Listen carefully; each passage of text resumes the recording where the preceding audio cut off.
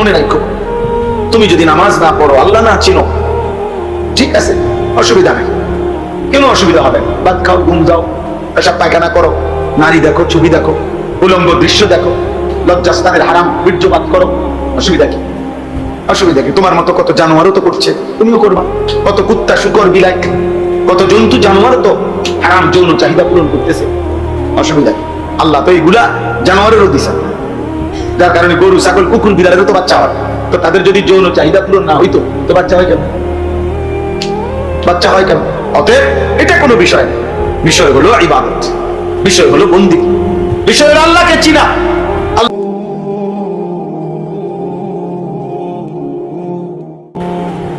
এই জন্য গুনাহ ছাড়তে হবে। গুনাহ, পাপ, নাফরমানি সমস্ত আযাব, মুসিবত, পেরেশানির কারণ। এই পৃথিবীতে আল্লাহর সৃষ্টির প্রথম ব্যক্তি, আল্লাহর প্রথম সৃষ্টি ইবলিস, আল্লাহর কাছ থেকে বিতাড়িত হয়েছে গুনার কারণে।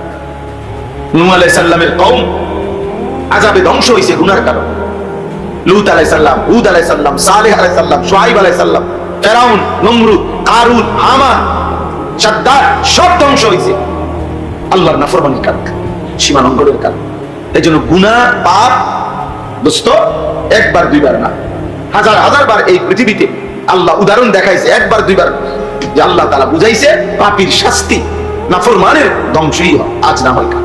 বংশধর পাপের একটা বড় মারাত্মক বিষয় হলো বাবা, মনে রাখবা, পাপের শাস্তি তোমার গায়ে হবে এটাও না, হতে পারে তোমার পরবর্তী 70 বছর পরে তোমার প্রজন্ম তোমার পাপের কারণে নির্বংশ হয়ে গেছে, নির্বংশ হয়ে গেছে, বংশ নাই আর চিহ্ন নাই।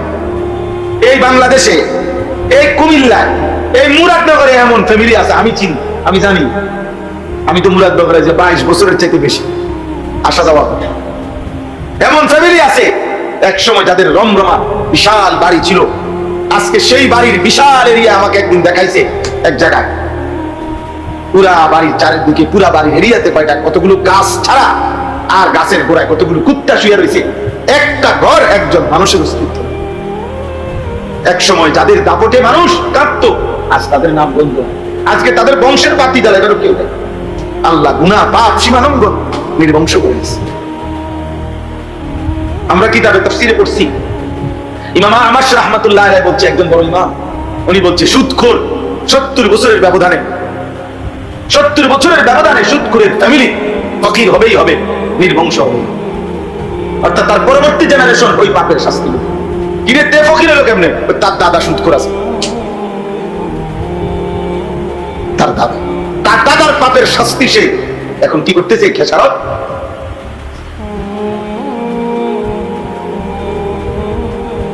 একটা বাংলা ভাষার কবিতা আছে, গান আছে, এক পুরুষে যোগায় ধন, এক পুরুষে খায়, আরেক পুরুষ আইসা দেখে খাওয়ার কিছু, আমার 3 পুরুষ।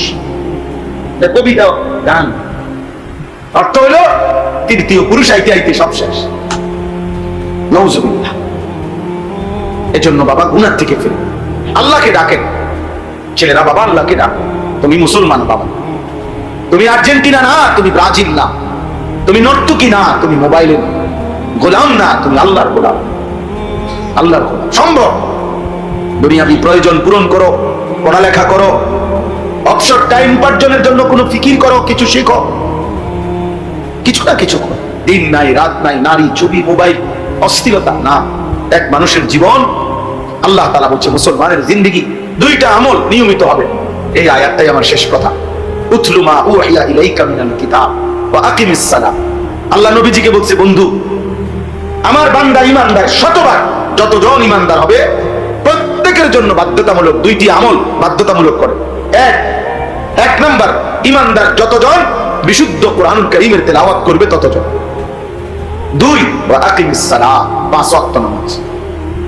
1 কোরআনুল কারীমের তেলাওয়াত, 2 5 ওয়াক্ত নামাজ। আপনারা বলেন, এই আপনারা বলেন, মনে করেন, আপনারা কি মনে করেন যে সাহাবায়ে কেরাম, নবী সাল্লাল্লাহু আলাইহি সাল্লামের সাহাবীরা, ওনারা যতজন ছিলেন কোরআনুল কারীম পড়তেন কতজন? 100 জনে কতজন? কি মনে হয়? সাহাবীরা নবীর 100 জন যদি হয় তো কোরআনুল কারীম পড়তেন কতজন? 100। সাহাবীরা 100 জন যদি হয় তো নামাজ 5 ওয়াক্ত পড়তেন কতজন? 100। এই জন্য আল্লাহ তাআলা দুনিয়াতেও তাদেরকে বিজয় দিছে, আখিরাতের জন্য আল্লাহ নিজ জবানে তাদের জন্য রাদিয়াল্লাহু আনহুম ওয়া রাদু আন। আল্লাহ বলছে আমি দুনিয়ায় থাকতেই ঘোষণা দিলাম, বন্ধু আপনার সাহাবীদের উপরে আমিও খুশি, ওরাও আমার উপরে খুশি, ওরাও আমার উপরে খুশি।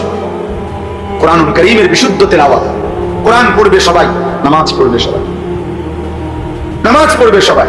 এই বুড়া মানুষেরও যাদের কোরআন শরীফ অশুদ্ধ, এদের জিন্দেগি এখনো সুন্দর হয়। আপনি দেখেন এখনো বিড়ি খায়, হ্যাঁ এখনো চা দোকানে বইয়া টেলিভিশন চায়, এখনো কথায় কথায় গালি দেয়, এখনো কিস্তির টাকা টোকায়, এখনো পর্দা পুশিদা মানে না, এখনো বাড়িঘরের মধ্যে খাট বানাইছে, সোফা বানাইছে, ফার্নিচার বানাইছে, কিন্তু মহিলা কদ্দুর পর্দার ভিতরে গোসল করবো এই পরিবেশ করে না, এটার সময় এটার টাকা নাই। বেরিয়ে অন্য বেরিয়ে বাড়ি পুকুরের পারে রাস্তার ধারে গোসল করে, বুঝেন না কথা? কলিজার মধ্যে আখেরাত আসে, কারণ এই দুই আমল সুন্দর হয় নাই। কোরআনও শুদ্ধ পারে নাই, নামাজও ঠিক করে পারে নাই। যার নামাজ অসুন্দর তার পুরা জিন্দেগি অসুন্দর, যার কোরআন অসুন্দর তার পুরা জিন্দেগি অসুন্দর। এটা আল্লাহর কথা। ইন্নাস সালাতা তানহা আনিল ফাহশাই ওয়াল মুনকার। আল্লাহ বলে নিশ্চয়ই নামাজ সমস্ত অশ্লীলতা, বেহায়াপনা, পাপ, গুনাহ সবকিছু থেকে বিরত রাখবে, কিন্তু শর্ত হলো দুটোটাই সহি শুদ্ধ। কোরআনও হইতে হবে শুদ্ধ, নামাজও হইতে হবে কি শুদ্ধ।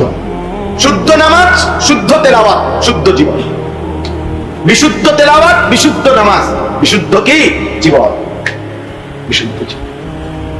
এজন্য বাহ্যিকভাবে অনেকে আমরা অনেক সময় দেখি নামাজ পড়ে আবার চুরিও করে, নামাজ পড়ে আবার কিস্তিও নেয়, নামাজ পড়ে টেলিভিশনও দেখে, নামাজ পড়ে সুদও খায়, নামাজ পড়ে বেপরদাও চলাফেরা করে, নামাজ পড়ে গালিগালাজও করে।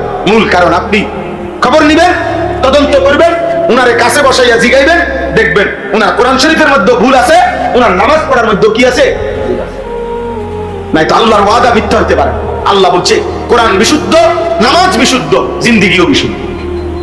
গুনাহ হবে না, গুনাহ হবে না, অশ্লীলতা হবে না। যদি হয় বলে কখনোই হবে না, হ্যাঁ হইতে পারে কখনো, কিন্তু ওই যে মূলত তৎক্ষণাৎ সে তওবা করবে, তার ভিতরে অনুশোচনা জাগবে, আল্লাহর কাছে ফিরে আসবে। যেমন মনে করেন একজন মানুষকে আমি বললাম যে এই হুজুর বা আগের দিনের অনেক বুজুর্গদের ব্যাপারে বলা হয় যে ওনারা সবসময় ওযু অবস্থায় থাকতেন। সবসময় কি অবস্থায় থাকতেন? তো মনে করেন আমি বললাম যে এই হুজুর যে আজকে 30 বছর উনি সব সময় ওযু অবস্থায় থাকে, তো এই কথার মানে কি? উনি পেশাব করেন? কথা বলে না। এই কথার মানে এই উনি বাথরুমে যান না? দেখো উনি সবসময় ওযু অবস্থায় থাকে কেমনে? ওনার না পেশাব করলে ওযু ভাঙে না, বাথরুমে গেলে ওযু ভাঙে না, তো তাহলে উনি সবসময় ওযু অবস্থায় থাকে কেমনে? আমাদের বুদ্ধি কি কয় কোন? এই কথার অর্থ কি? এই কথার অর্থ হলো মানে যখনই ওযু ভাঙে উনি আবার পুনরায় কি করে ফেলে। তা এই লোকের ওই ভাঙতি টাইমটাকেও ধরা হয় না, বলা হয় যে উনি সবসময় ওযু অবস্থায় থাকে। ঠিক যে ব্যক্তি মুমিন, যে সুন্দর নামাজ পড়ে, যে সুন্দর কোরআন পড়ে, সে সর্বদা ইবাদতই করে, সে গুনাহ করে না, অশ্লীলতা করে না। হ্যাঁ, যখনই হয়ে যায় গুনাহ ভুল, তো তওবা করে আবার পুনরায় ইবাদত শুরু করে, গুনাহ ছেড়ে দেয়। তখন আর ওই তার এই মাঝে মধ্যে অ্যাক্সিডেন্টলি গুনাহ আর গুনাহ হিসাবে ধরা হয় না, তার নেককার হিসাবেই ধরা, মুত্তাকি হিসাবে কি করা হয়। এই জন্য বাবা এই আয়াত আমি পড়ছি আমাদের ইসলাম, আমাদের সংশোধনের জন্য। এই জনকল্যাণ মানে মানুষের কল্যাণ, জন মানে মানুষ, মানব কল্যাণ একই কথা। জনকল্যাণ, জনগোষ্ঠী মানুষ আছে। আল্লাহ তাআলা বলছে কোরআনে মানুষের কল্যাণ, জনগণের কল্যাণ। ওই আব্বা ওই ওইখানে একটা ছাগল গিয়ে উঠাও বাবা, ওই রাস্তায় একটা ছাগল যাইয়া উঠাও, যাও আব্বা, যাও যাও বাইরে থেকে বেটা অপদার্থ কোথাকা। জি, তো এটা জরুরি। মানুষের কল্যাণ, জনকল্যাণ, মানুষের কল্যাণ। মানুষের প্রথম কল্যাণ কি? কোরআনে আল্লাহ স্পষ্ট বলছে কুনতুম খায়রা উম্মাহ উখরিজাত লিন-নাস তা'মুরুনা বিল মা'রুফ ওয়া তানহাউনা আনিল মুনকার। মানুষের প্রথম কল্যাণ হলো নেক কাজের আদেশ, গুনার কাজের নিষেধ। কোন মানুষকে নেক কাজের দিকে আনা, গুনার কাছ থেকে ফিরানো, এটাই হচ্ছে জনকল্যাণ, এটাই হচ্ছে মানব কল্যাণ, এটাই হচ্ছে মানবতার প্রথম কল্যাণ। দেখ মানুষ মনে করেন আমরা অনেক সময় বুঝাইয়া বলি যে একজন লোকের ঈমান নাই, আরে আবার তার শরীরে রক্ত নাই, মানে এই লোকটার এই মুহূর্তে কালেমাও দরকার, রক্তও দরকার। কোনটা আগে দরকার? বুঝেন না? কোনটা আগে দরকার? ঈমান আগে দরকার না রক্ত আগে দরকার? ঈমান আগে দরকার। কারণ রক্তের অভাবে তার মৃত্যু হবে, ঈমানের অভাবে জাহান্নাম হবে। রক্তের অভাবে সর্বোচ্চ কি হবে? কিন্তু ঈমানের অভাবে কি হবে? জাহান্নাম। জাহান্নাম। হযরত ইউসুফ আলাইহিস সালাম, কোরআনে আছে, ইউসুফ আলাইহিস সালাম যখন জেলে গেছেন ওই জুলাইখার ঘটনার পরে, ওনারে জুলাইখা কই পাঠাইছে? জেলখানায়। ইউসুফ আলাইহিস সালাম জেলখানার মধ্যে 9 বছর জেল খাটছে চরিত্রের পবিত্রতার জন্য। তো তখন জেলখানার মধ্যে ওনার সাথে আরো 2 জন অপরাধী এক সেলে থাকতো জেলখানায়। তো ওই 2 জন অপরাধী রাষ্ট্রের রাজার বাদশার দরবারের খাদেম ছিল। ওরা এই জেলে কোনো পাপের কারণে, অপরাধের কারণে ওদেরকেও জেলে দেওয়া হয়েছিল। তো ওরা 2 জন 2টা স্বপ্ন দেখছে, 2টা স্বপ্ন দেখছে। আর এরা এই স্বপ্ন দেখে সকালবেলা ইউসুফ আলাইহিস সালামকে বলছে, ভাই তোমাকে দেখে নেককার মানুষ মনে হয়, আমাদের স্বপ্নটা আমরা দেখছি 2 জনে, এই স্বপ্নের ব্যাখ্যা তুমি বলে দাও, ব্যাখ্যাটা বলে দাও। তো একজনে বলছে, আমি বাদশাকে মদ পান করাইতেছি, আমি এটা দেখছি। আরেকজনে বলছে, আমি দেখছি আমার মাথার মধ্যে রুটির, মনে করেন রুটির বর্তন, আর ওইখান থেকে পাখির রুটি খুলে খুলে খাইতেছে, ছিঁড়ে ছিঁড়ে। তো ইউসুফ আলাইহিস সালাম তাদেরকে স্বপ্নের ব্যাখ্যা বলছে, কিন্তু কোরআনে আছে এই ব্যাখ্যা বলার আগে ইউসুফ আলাইহিস সালাম প্রথম তাদেরকে বলছে, এখানে এই 2 জনের একজনের স্বপ্নের ব্যাখ্যা হলো সে জেলখানা থেকে মুক্তি পাবে আর বাদশা তাকে হত্যা করবে। বুঝেন নাই? তো এটা হলো স্বপ্নের কি ব্যাখ্যা। কিন্তু এটা বলার আগে, স্বপ্নের ব্যাখ্যা বলার আগে কোরআনে আছে লম্বা, ইউসুফ আলাইহিস সালাম প্রথম আগে তাদেরকে দীর্ঘক্ষণ ঈমানের দাওয়াত দিছে, কালিমার দাওয়াত দিছে।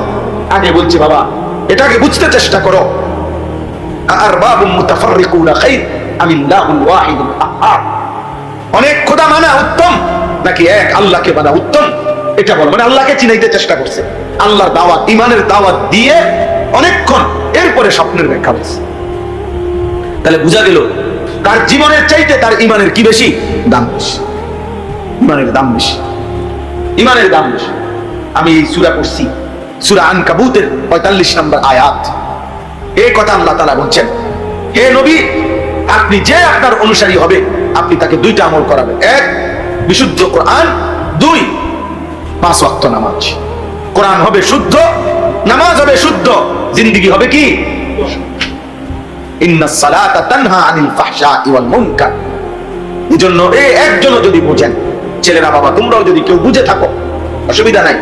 তোমরা যদি কেউ না বুঝো, কোনো সমস্যা নাই। কারো নাফরমানিতে পৃথিবীর কিছু হয় না, কারো নেক কাজেও পৃথিবীর কিছু হয়। আমার আব্দুল কাদের জিলানীর সেজদার কারণে সূর্য বড় হয় নাই, ফেরাউনের নাফরমানির কারণে চাঁদ ছোট হয়ে যায়। তোমার কথা হয় না, বুঝেন না কথা? সবাই যদি আব্দুল কাদের জিলানী হয়, তাইলেও পৃথিবীতে আল্লাহর রাজত্বে বাড়বে না। সবাই যদি ফেরাউন নমরুদ হয়, হাদিসে আছে, আল্লাহর রাজত্বে কমবে না। আল্লাহর শ্রেষ্ঠত্ব, মর্যাদা, আল্লাহর বাদশাহী একই রকম, আনুগত্য একই রকম, অবাধ্যতাতেও কি একই। কিছুই আসে যায় না আল্লাহ। আল্লাহ বলছে আমার কিছু আসে যায়। অতএব আমাদেরই এটা মনে রাখতে হবে। তোমরা ছেলেরা মনে রাখো, তুমি যদি নামাজ না পড়ো, আল্লাহ না চিনো, ঠিক আছে, অসুবিধা নাই, কেন অসুবিধা হবে? ভাত খাও, ঘুম যাও, পেশাব পায়খানা করো, নারী দেখো, ছবি দেখো, উলঙ্গ দৃশ্য দেখো, লজ্জাস্থানের হারাম বীর্যপাত করো, অসুবিধা কি? অসুবিধা কি? তোমার মতো কত জানোয়ারও তো করছে, তুমিও করবা। কত কুত্তা, শুকর, বিলাই, কত জন্তু জানোয়ার তো হারাম যৌন চাহিদা পূরণ করতেছে, অসুবিধা কি? আল্লাহ তো এইগুলা জানোয়ারেরও দিছে, যার কারণে গরু, ছাগল, কুকুর, বিড়ালেরও তো বাচ্চা হয়। তো তাদের যদি যৌন চাহিদা পূরণ না হইতো, তো বাচ্চা হয় কেন? বাচ্চা হয় কেন? অতএব এটা কোনো বিষয় না। বিষয় হলো ইবাদত, বিষয় হলো বন্দেগী, বিষয় হলো আল্লাহকে চিনা, আল্লাহকে চিনা। ইবাদত আমরা মাদ্রাসাতেও পড়ছি, আমরা স্কুলেও পড়ছি, আমরা কলেজেও পড়ছি বাবা। এজন্য বললাম, দয়া করে এই যে কয়েকজন বাবা ভাই আছো, সবার কাছে কথা এটাই, আল্লাহর ওয়াদা এটা, যে নামাজ পড়বা, কোরআন পড়বা, আল্লাহ বলছে সমস্ত অশ্লীলতা এবং গুনাহ থেকে ফিরে যাবে। ওয়ালা যিকরুল্লাহি আকবার, সুবহানাল্লাহ। সে আল্লাহ তাআলা বলে, বান্দা যখন নামাজ শুরু করে, তার মানে সে আমি আল্লাহকে স্মরণ করে। আল্লাহ বলে, আমার কোন বান্দা যখন নামাজ স্মরণ করে, প্রথম সেকেন্ড থেকে নামাজের শেষ পর্যন্ত আমিও তাকে স্মরণ করি। আর আল্লাহ বলেন, বান্দা তুমি আমাকে স্মরণ করিলে যেটুক হয়, আমি তোমাকে স্মরণ করিলে একবার তার চাইতে বেশি হয়। ওয়ালা যিকরুল্লাহি আকবার, আল্লাহর স্মরণ, আল্লাহর স্মরণ। ওয়াল্লাহু ইয়ালামু মা তাসনাউন। শেষ কথা আল্লাহ বলে, বান্দা আমি আল্লাহ বললাম নামাজ পড়ো, কোরআন পড়ো, তুমি যদি প্রত্যাখ্যান করো অসুবিধা নাই, তোমরা যাই করছো আমি জানি সব, যথাসময়ই আমি আল্লাহ বিচারও করবো, ফায়সালাও, কোনো অসুবিধা নাই। বান্দা খাও, করতে থাকো। আমি দুনিয়া পরীক্ষার জন্য রাখছি। পরীক্ষার হলে যে স্যারে পড়াইছে উনিও যদি হল গার্ড দেয়, ওনার ছাত্র উনি নিজ চোখে দেখতেছে রহিমপুর রে করিমপুর রে খেলাইছে, কিন্তু উনি কিছু বলে না, একবারও বলে না। অথচ উনি একবার যদি বলে দিত করে র হবে, ঠিক হয়ে যাইত। উনি বলে না, পরীক্ষা চলতেছে। কি চলতেছে? আগেই তো সব পড়ানো হয়েছে। আল্লাহ তাআলা বলেন, আমি নবী পাঠাইলাম, আলেম পাঠাইলাম, কোরআন পাঠাইলাম, বলে দিলাম বিস্তারিত। এবার সে কর্ম করতেছে, কর্মের মধ্যে নাফরমানি করছে। আল্লাহ ইচ্ছা করলে ফেরেশতা দিয়ে থাপ্পড় দিতে পারতেন, বাট একটা টানা সব করে দেবো, আজান হয়েছে এখন কোন দিকে যাও, মসজিদে না যাইবা।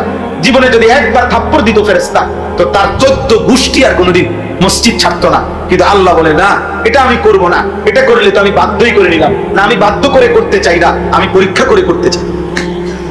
আমি পরীক্ষা করছি, আমি পরীক্ষা করছি।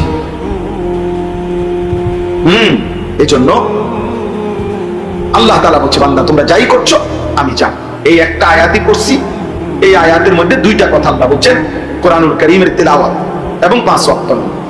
যারাই আসছো বসছো, বাবা আপনারাও, ছেলেরা তোমরাও, 10 জন হোক, 5 জন হোক, 50 জন হোক, কোনো অসুবিধা নেই।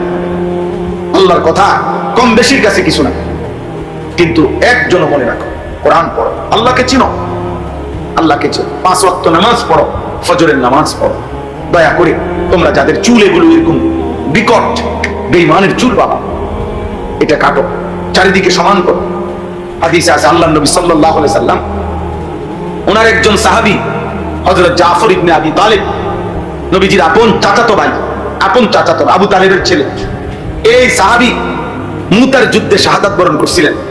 তো যেদিন যুদ্ধে শাহাদাত বরণ করছে, সেদিন আল্লাহ নবী সাল্লাল্লাহু আলাইহি সাল্লাম মদিনায় বসা, উনি মুতার যুদ্ধ একটা নির্দিষ্ট অনেক দূরে, উনি শহীদ হয়েছেন। ওনার খবর নিয়ে, ওনার শাহাদাতের খবর নিয়ে নবীজি নিজে ওনার বাড়িতে গেছে, ওনার স্ত্রী সন্তানদেরকে জানাবে, সান্ত্বনা দিবে। চাচাতো ভাই তো আপন, তো গিয়া দেখছে নবীজি ওই চাচাতো ভাই জাফরের 3 ছেলে ওনার সামনে দৌড়াই আসছে। ছেলেগুলো কাঁদতেছে বাবার মৃত্যুর কথা শুনে। নবীজিও কাঁদছে, আদর করছে, এদের সান্ত্বনা দিছে। হাদিসে স্পষ্ট আছে, ওই দিন যেদিন বাবা মারা গেছে, শহীদ হয়েছে যুদ্ধে ওনাদের, এই দিন এই 3 ছেলেকে নবীজি তাকাইয়া দেখছে, ওদের চুল একটু বড়।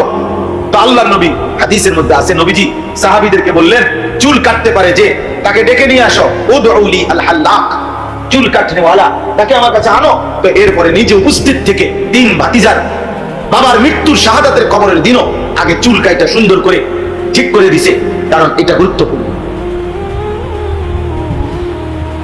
বুঝো নাই?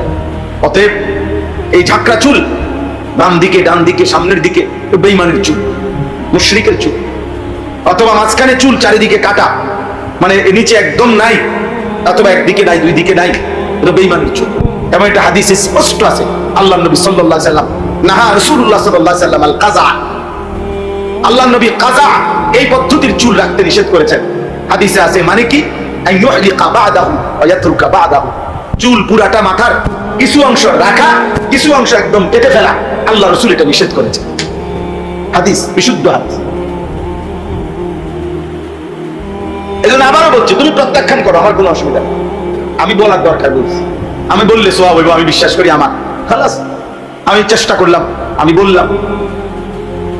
বললাম কোনোভাবে বেঈমানদের কোনো জার্সি কেউ গায়ে দিও না, এই নাম্বারওয়ালা জার্সি এগুলো কোন দলের, কারণ খেলা শুধু খেলা, সামান্য সময়ের জন্য যদি কারো শরীর চর্চা, শরীয়তের পর্দা ঠিক রেখে খেলতো, একটু নড়াচড়া করতো, দৌড়াদৌড়ি করতো, কোনো অসুবিধা ছিল না। কিন্তু বিশ্বকাপ এটা শুধু খেলা না, সারা পৃথিবী জানে এই খেলা সাথে 4টা জিনিস অঙ্গাঙ্গি ভাবে জড়িত। 1 নম্বর খেলা তামাশা, 2 নম্বর মদ, 3 নম্বর জুয়া, 4 নম্বর নারী। এই চারটি জিনিস, খেলা, মদ, জুয়া, নারী, অঙ্গাঙ্গি ভাবে জড়িত।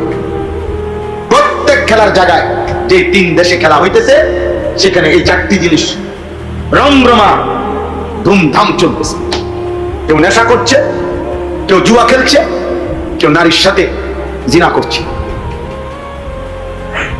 সব অনলাইন মিডিয়াতেই খবর আসছে।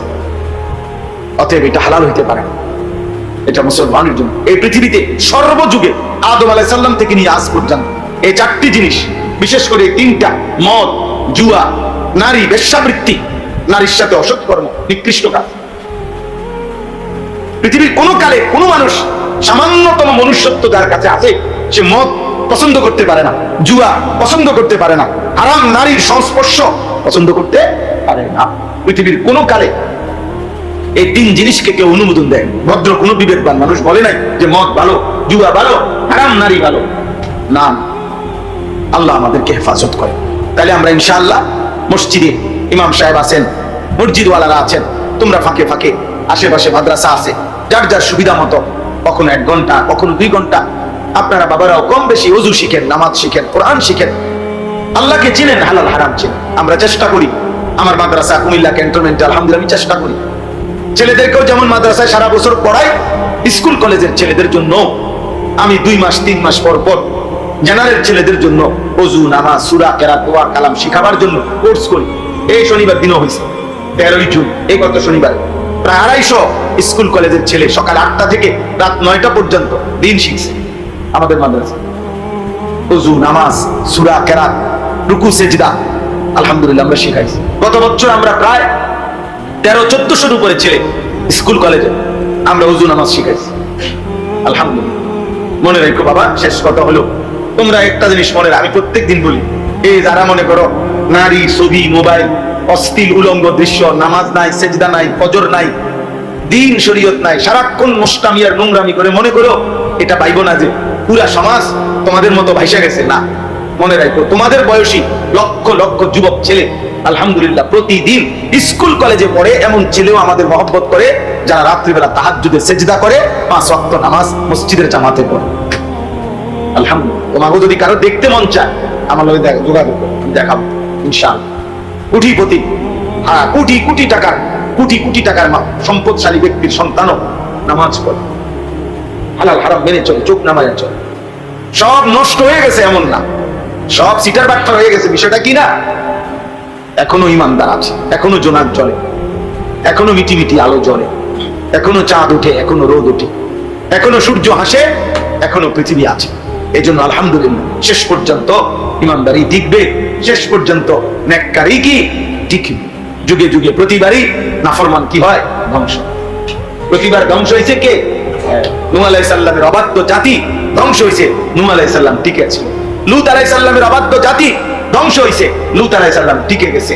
মূসা আলাইহিস সালাম, হুদ আলাইহিস সালাম, শুআয়ব আলাইহিস সালাম, এভাবে প্রত্যেক যুগে ইমানদার টিকেই থাকে, নাফরমান কি হয়ে যায়? ধ্বংস। আল্লাহ আমাদের সবাইকে কবুল করেন। আজকের এই মজলিস আল্লাহ